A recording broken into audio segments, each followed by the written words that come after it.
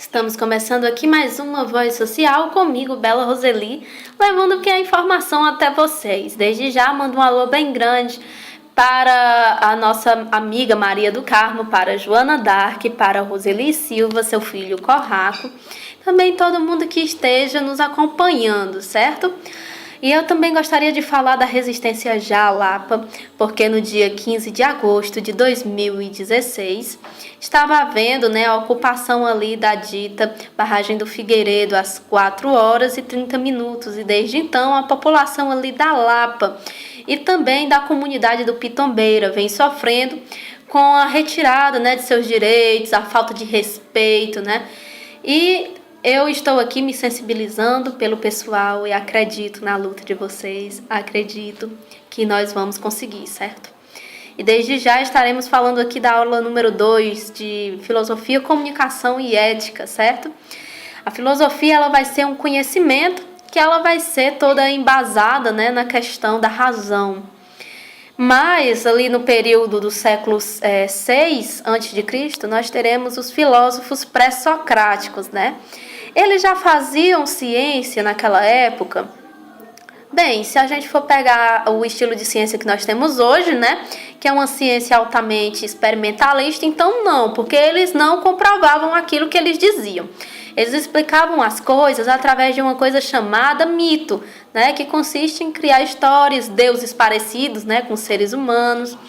E eles explicavam tudo o que existia através dessas histórias, desses deuses, E então nós vamos ver grande modificação disso. Nós teremos o saber afetivo, que é aquele que vai ser passado de pai para filho, uma coisa hereditária. Saber coletivo, aqueles que eram passados nos grupos da sociedade, nas tribos, E os dogmáticos, que é o saber que é passado pela igreja para a gente, E então, gente, nós veremos coisas super interessantes, Como, por exemplo, os filósofos, eles entendiam sim naquela época que era preciso sair da opinião doxa para uma ciência, que é a episteme. O que seria essa episteme?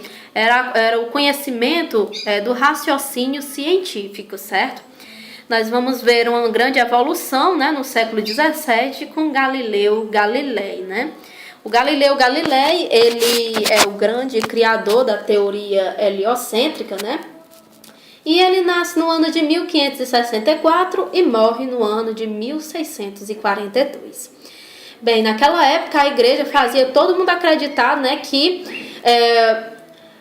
a Terra era o centro de tudo, quando não era verdade. Então, o Galileu Galilei, ele criou, os primeiros telescópiozinhos simples, E ele já sabia dos anéis de Saturno, e ele também já sabia que não era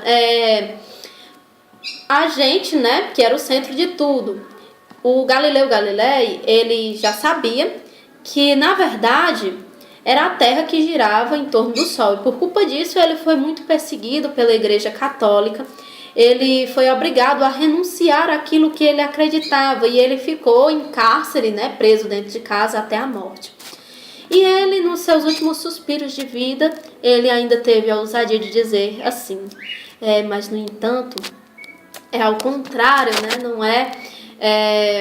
não é a Terra o centro de tudo, é o Sol que é o centro de tudo. A Terra é que gira em torno do Sol. E com isso, a gente abre aqui a discussão da ciência moderna. A ciência moderna, ela é quantitativa e ela é experimental, Então, nós pegamos aqui, nós já vimos anteriormente que o senso comum, ele vai ser fragmentado, ele pode estar sendo modificado a qualquer momento, E ele é impreciso, e ele é acrítico, ele não tem uma fundação crítica sobre as coisas, certo? E a ciência, ela busca um conhecimento que ele não seja alterado, certo? Mas agora vem aquela questão, a ciência, ela é algo que ela é irrefutável, é uma coisa que ela não se modifica de forma alguma? Não, porque a gente vê que no decorrer do tempo aparecem cientistas que fazem com que a ordem natural das coisas se modifique bruscamente, E que tudo aquilo que a gente conhecia até então seja questionado e que todo saber seja reformulado por culpa de novas ideias. E graças a Deus que existem essas pessoas, né, pra gente estar aprendendo cada vez mais e evoluindo nessa nossa caminhada em busca do conhecimento, né? Então os gregos, eles criam uma coisa chamada meta, que significa através de, e o odos, que significa caminho. A ciência produz o conhecimento certo, irrefutável e definitivo? Não, né? E como seria essa ciência? Ela teria etapas, né? Do método experimental.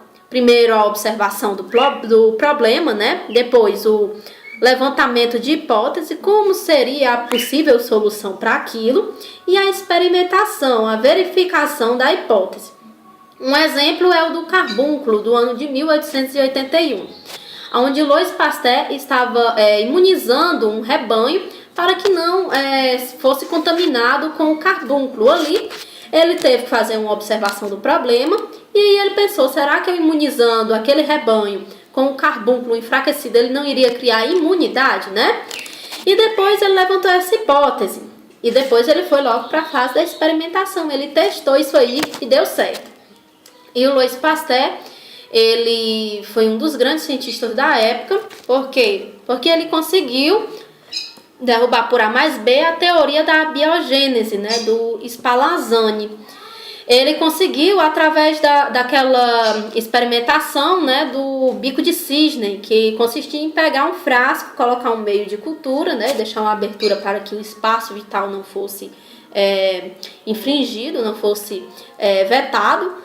E aí ele comprovou por A mais B que só iria criar alguma coisa ali se fosse por seres já pré-existentes, que na verdade era uma contaminação por bactérias, fungos, entre outras coisas, né? E então, pessoal, com isso terminamos aqui mais uma edição da nossa Voz Social. Desde já, mandando um abraço bem grande e um beijo para todos, agradecendo aí a audiência. Quem gostou, deixa aí um like, se inscreve aí no canal, qualquer pergunta será uma grande honra estar respondendo. E é isso aí, né, pessoal? Mas não fiquem tristinhos. Teremos outras aulas falando sobre filosofia, comunicação e ética. Bela Roseli, desde já agradecendo aqui a todo mundo, né? E até a próxima!